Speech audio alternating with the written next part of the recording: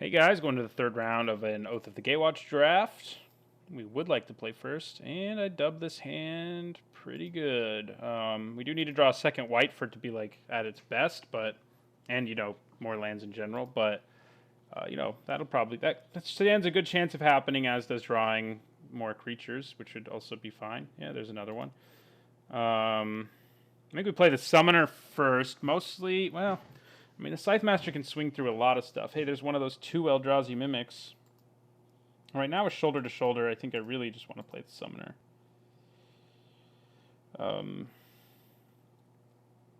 I'd probably play Relief Captain if I can this next turn. Otherwise, I might just play shoulder to shoulder, especially if my opponent's tapped out. All right. Well. Okay. Well, I'm leaning towards shoulder to shoulder. It's not as good now that he played his own 3 toughness creature. I mean, I guess Scythe Master first wouldn't be bad. But drawing a card now seems good when I'm struggling to hit a land drop and making these two guys bigger. So my opponent's not always going to be tapped out either. And hey, look, there's a land. We need a second white. We'd like a second white anyway. Swing with my Summoner. I don't think so. I mean, in a world where I can play Relief Captain, especially, he'll get big enough that he'll be pretty great on this board. Right, Nettle Drone. You can make your guy 3/1. You might as well.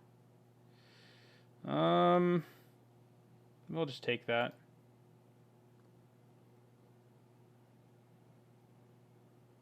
All right. Though we can also just play her to Drew Warcaller first and then follow it up with 3 different allies. So, I mean, I could actually play another ally this turn. Whoops. I think we just play the Warcaller now, yeah, like I said. So, yeah, we go Warcaller. Pretty sweet. That's shown up a lot for us. I'm glad I took it. I think I took it over Royal's Retribution, which, granted, probably would have been nice in a few places, but yeah. So we just swing with both of these guys. He has to double block either of them to kill them, so we're in a pretty good position. Yeah, and a chump, we're perfect. Oh, he may use his freaking trick. Yeah, he's got a trick. All right. All right, well, still not the end of the world for us. It's half a card, basically. We can play so many allies next turn. I mean, I probably just play Lookout and then Relief Captain, and then hold on to the Scythe Master for later. Ooh, Sanctum of Ugin. That means he probably has a reason to be playing Sanctum of Ugin, like Ulamog or something. Maybe even Ruin Processor's a reason. Let's be honest. Especially if you need colorless sources anyway. It's better than a waste, that's for sure.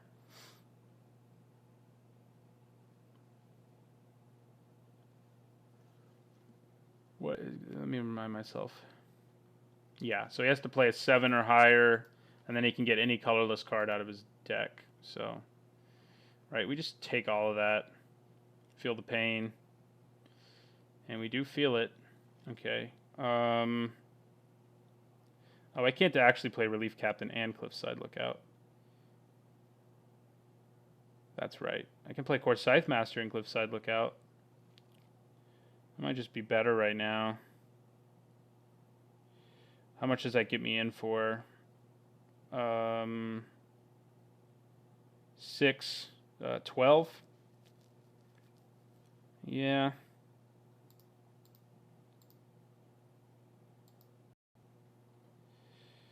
We also have the shoulder to shoulder option, especially because lead by example. Our opponent is tapped out. I mean, not tapped out, so that's a little scary. But I think I'm just going to play Cliffside Lookout. It can trade for 2 of his creatures right now, and it makes me hit really hard this turn. Oh, no, it doesn't. Yeah, it does. I was confused for a second there. All right, you got some instant speed removal. I can deal with either of these things. If he did, he probably would have used it before they got pumped, or used it to kill this before it pumped this, so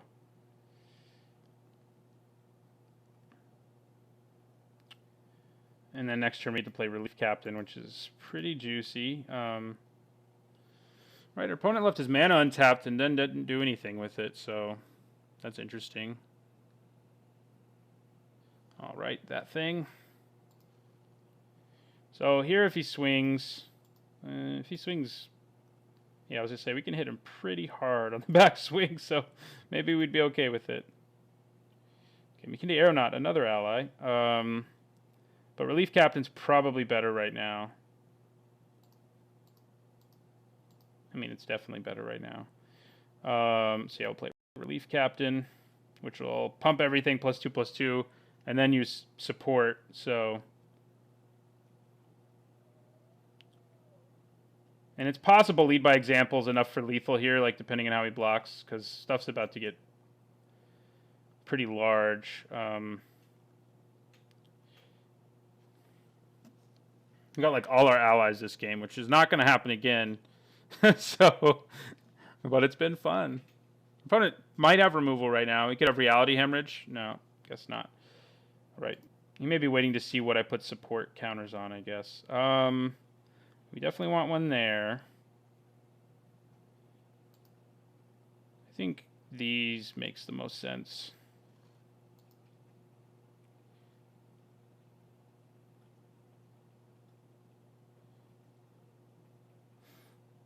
And I might, let's see how I swing.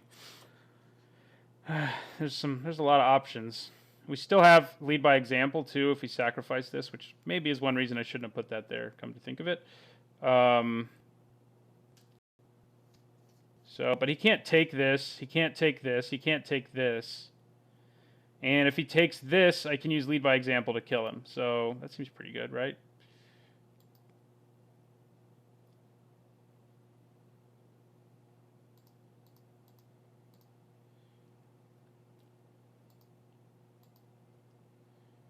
I mean, he has to do some ugly blocks here or, you know, trades or whatever.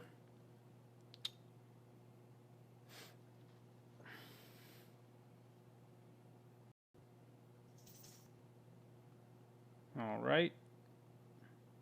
Okay, you're just going to block everything? Because that's... You can't take anything, so... Right, so he did do that. So I think I go for lead by example here just for the kill. I can also use it... So this drops him to 1. It kills all of his creatures. It may not be worth it. It's probably too risky to play lead by example here. Because, like, if I use lead by example here and then he has removal, no, he still loses all of his creatures. So, well, he doesn't lose this one. He still loses these 3. So maybe we do go for it. It's probably worth the risk. We're at 9. We still would have this creature and this creature and this creature. So we're going to go ahead and do it. And put a counter here. And put a counter... I can't save him if... Yeah, still kill him. I'll put the other counter here. So that's lethal if he doesn't have something. And yeah, it's lethal. Yeah, it was worth it for sure. Okay, sideboard. Searing Light seemed okay, but not as good as, you know, if we didn't have 2 Get-Inge approaches, I'd probably be siding that in more. That was pretty amazing. We got like all of our allies, which is pretty sweet. It was pretty hard for opponent to beat us there, like any opponent really. Plummet, nope. Yeah, I don't think we really want to do anything different in this second game. That is, we just get back out there and hope we draw all our allies again.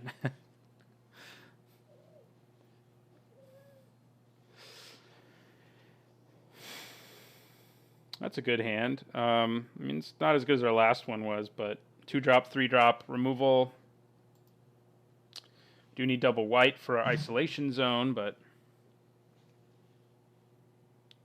there it is. So now I wouldn't mind just not drawing lands for a while, just drawing action.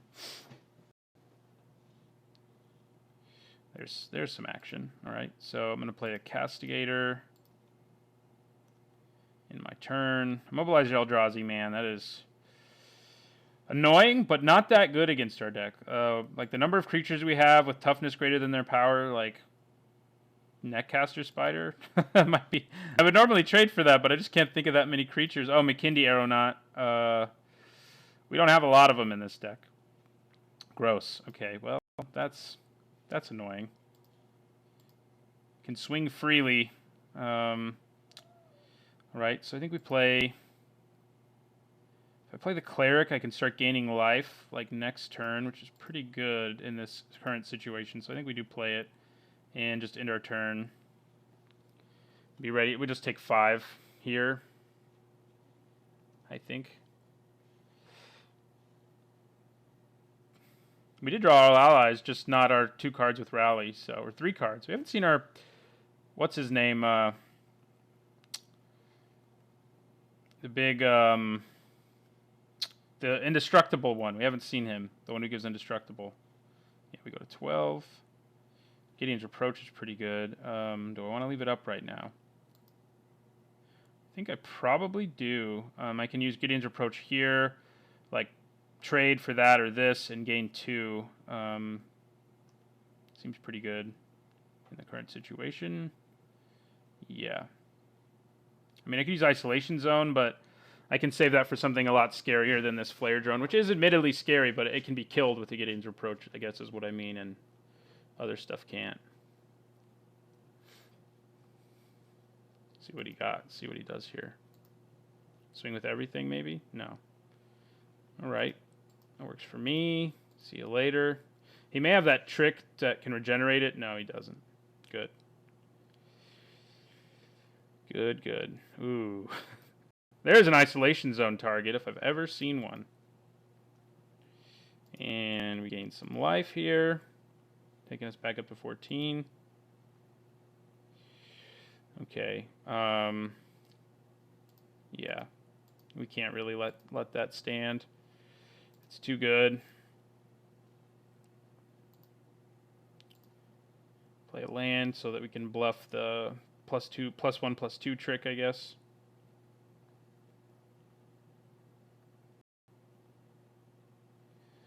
I mean, I just take that. I can just... There's no reason to like block or anything because I can just negate the 2 damage. I mean... And losing my creature isn't exactly ideal.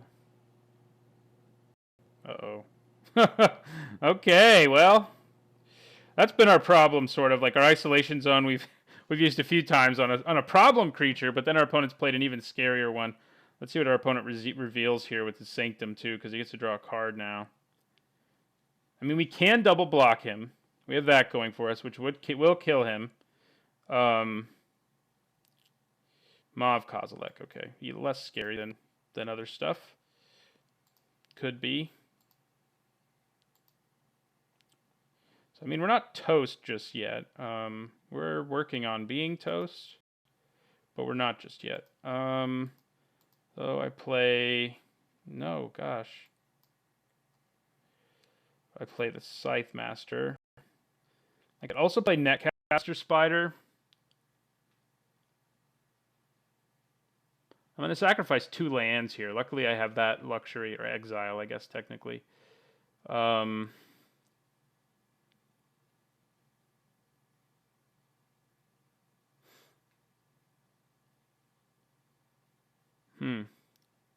mean, I double block. Yeah, I think we just play the Netcaster.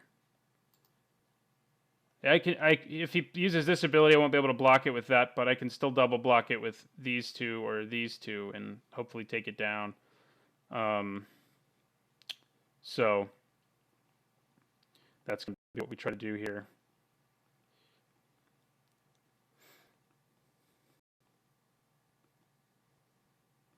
Yeah, this again, I think this may be our only creature who gets immobilized by Immobilizer Eldrazi.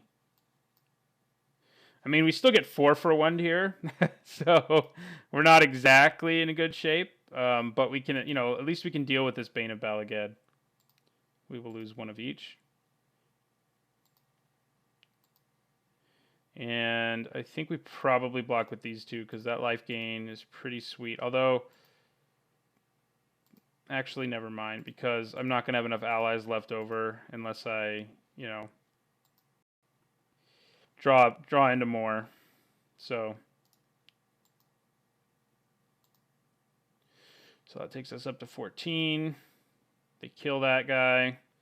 See what our opponent's follow-up is. I mean, we know he has Mav Kozilek, and that is annoying, but it's not the end of the world for us. So, but he has 2 other cards as well. All right, there's his Ma and Azada's Commando. Okay, hey, there's Hero of Gomafata. Can't actually cast it right now, but even he has more power than toughness, despite giving indestructible. All right, we just end our turn there. Probably use lead by example during our opponent's turn one way or another right now. Damn. That sucks. At least we can use lead by the example, but losing that Hero of Gomafata is not really what we want to be doing. All right. We just can't cast him, you know. The world doesn't want us to. So he can swing with his Maw pretty effectively right now because I can't really. If I block here, he kills this. They would both die actually. So it's a trade at least. Okay, thank you for letting me know that. I'll play this land because I do want to have land. He doesn't have 2 allies, so he can't start pinging us just yet. He can use Immobilizer Eldrazi to immobilize my Netcaster Spider, though. So, there's that. Oh, God. What's happening? Immobilizer Eldrazi. Yeah, he used that ability. Okay. Yeah, and that sets up, like, no good blocks for me. So, why? I can trade with that. And I guess that's what I'll do, because we can't really stand to have our good blocker keep being unable to block. So, ugh. Is that a second flare drone? It is a second flare drone. Yeah, we're pretty dead in this game. 2 flare drones, man. That's nice. So, let me do this math again. I mean, it's a trade if I block. And a trade right now is not good for me, because this would become a, yeah, it would be a trade. So I think I just take 4 here, and hope to God I draw something to get me out of this. Don't have much. That's not going to do it. So on to game 3. Man, I wish I had, well, I'm not red, but the Spark Mage's Gambit would be really good in this situation against this opponent. Nope. Don't really have any good sideboard cards for this matchup. So we're just going to go into game 3.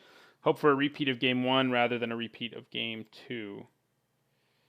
Okay. I think this is a keep despite not having any green because we can play Hedron Crawler and McKindy Aeronaut, and we can shoulder to shoulder with the help of Hedron Crawler.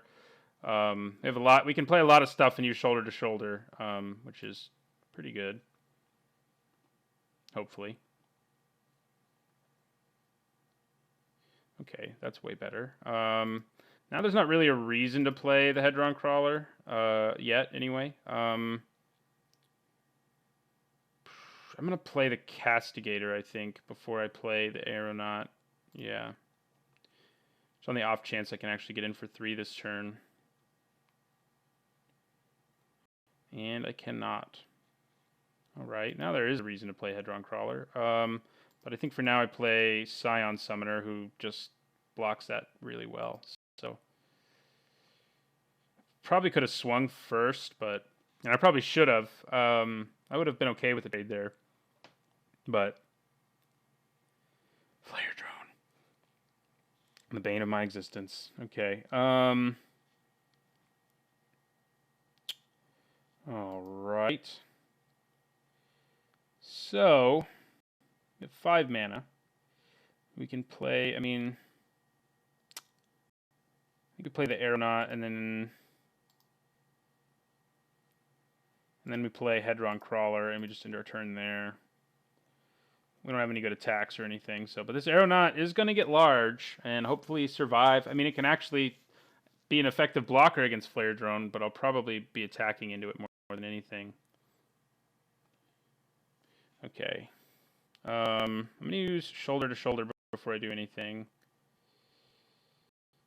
It means we want to leave white up, I think. Oh, we can leave white up because we have white in our hand. So we're going to shoulder to shoulder there, and after I Lagak, this guy will be big enough to tangle with Flare Drone, so another Scion Summoner. That's pretty good.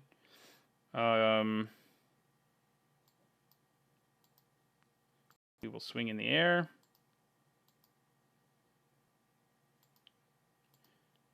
And then play Scion Summoner number 2. So now we're in territory where if we draw our 2 Anthem allies, we're like super happy because we are going very wide on our opponent. He doesn't really have good attacks. We got off to a great start, really. Don't play Vile Aggregate. Okay. That I'm okay with. That I'm less okay with, but still I feel all right about the situation. I would take Flare Drone if he swings with it, in case you're curious. All right, so Saddleback Lagak time. I think we want to hold on to these Scions because our deck can so explosively do damage. So yeah, we're going to play our Lagak here and here. All right, so if I swing with this 4, I mean, any way he double blocks, he loses 2 creatures, right? No, he could double block here and only lose 1, so it's probably not worth swinging with at this point. So we're just going to go for 3 in the air.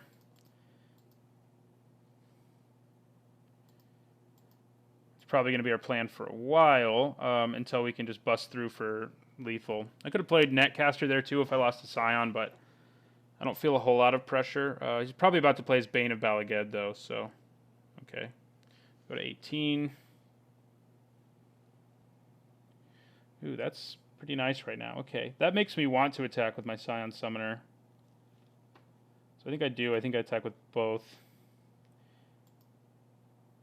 Because I can Gideon's Reproach. Like, if he double blocks, I can Gideon's Reproach the other creature, so.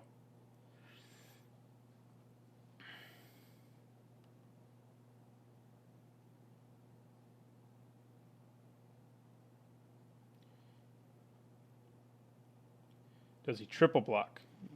If he does, I probably still Reproach, so I can take down a bunch of creatures.